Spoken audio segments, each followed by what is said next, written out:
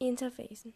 I interfasen replikerer cellen sine kromosomer, så hver kromosom nu består af 2 søsterkromatider, som sammenholdes i midten af centromerer.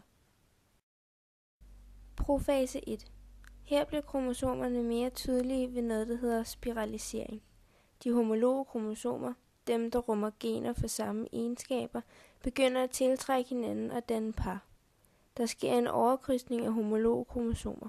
Det betyder altså, at der sker et brud på kromatiderne, og at der bliver udvekslet gener ved at 2 kromatidstykker bytter plads.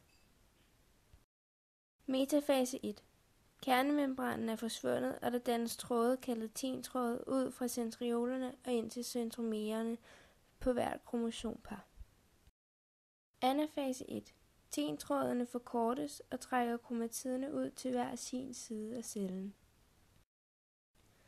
Telofase 1. Resten af cellen har delt sig, og kernemembranen er gendannet.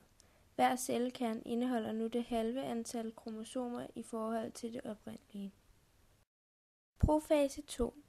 Her dannes der igen tintråd, der går ud fra centriolerne og ind til centromererne. Metafase 2. Her lægger kromosomerne sig pænt i midten af cellen. Anafase 2.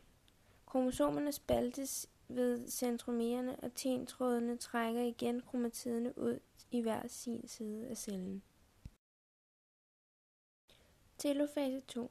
Cellen deler sig endnu en gang og danner ny kernemembran. Der er nu dannet 4 celler, der er genetisk forskellige.